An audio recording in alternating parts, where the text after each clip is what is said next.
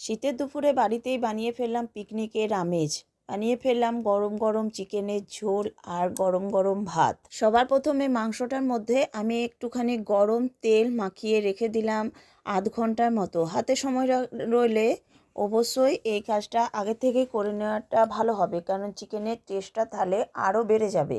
মশলার মধ্যে থাকছে আমাদের যে সমস্ত মশলা বাড়িতে থাকে সেই মশলাগুলোই থাকছে, যেমন থাকছে একদম মিহি করে পেঁয়াজ কুচানো, টমেটো কুচি, আর থাকছে আদা রসুন পেঁয়াজ আর কাঁচা লঙ্কার পেস্ট, আর রয়েছে আমি টক দই ফেটিয়ে নিয়েছি।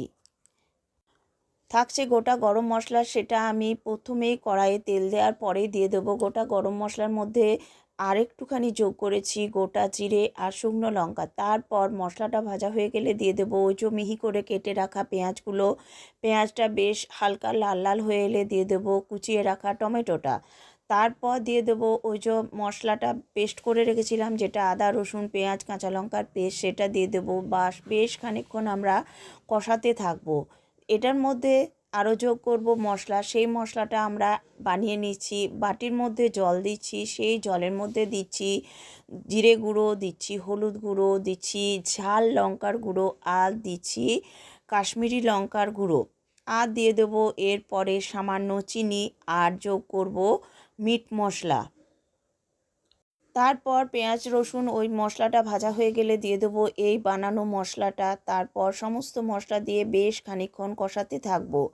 তারপর দিয়ে দেবো ওই যে আমাদের চিকেনটা, যেটা তেল মাখিয়ে রাখা ছিল সেই চিকেনটা দিয়েও আমরা একদম গ্যাসটাকে সিমে করে ঢাকা দিয়ে রেখে দেবো।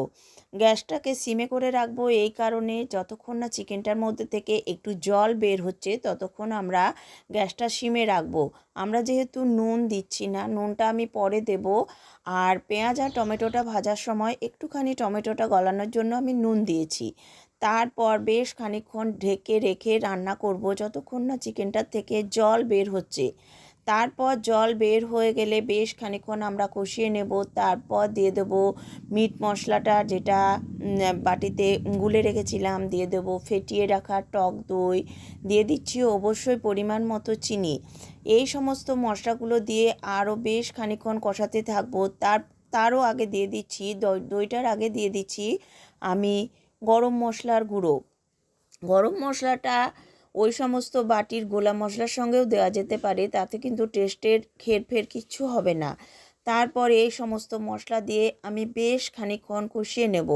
তারপর যেই দেখবো যে আমাদের কষা কমপ্লিট হয়ে গেছে, মশলা থেকে তেল বের হয়ে গেছে, দিয়ে দেবো ভেজে রাখা আলুগুলো দিয়েও বেশ খানিকক্ষণ নাড়াচাড়া করে নেব। তারপর দিয়ে দেব গরম জল, একদম ফুটন্ত গরম জল। হ্যাঁ, অবশ্যই এখানে গরম জলই ব্যবহার করতে হবে। তারপর আমরা এটাকে ঢেকে দিয়েছিলাম আলুটা সেদ্ধ হওয়া পর্যন্ত।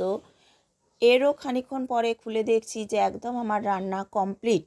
এইবার শুধু গরম ভাতের সঙ্গে দেওয়ার জন্য পুরোপুরি রেডি। পিকনিকের আমেজের মজাটা নেওয়ার জন্য বেড়ে ফেললাম গরম ভাত, আর তার সঙ্গে দিয়ে দিলাম গরম গরম ঝোল। তার সঙ্গে আলু তো অবশ্যই আছে। বাস তৈরি হয়ে গেল একদম দুপুরের গরম ভাতের সঙ্গে ঝোলের আমেজ। এইভাবে একবার সকলে রান্না করে দেখো, রান্নাটা সত্যিই খুব টেস্ট হয়েছিল, আর রান্নাটা করতেও খুব সহজ।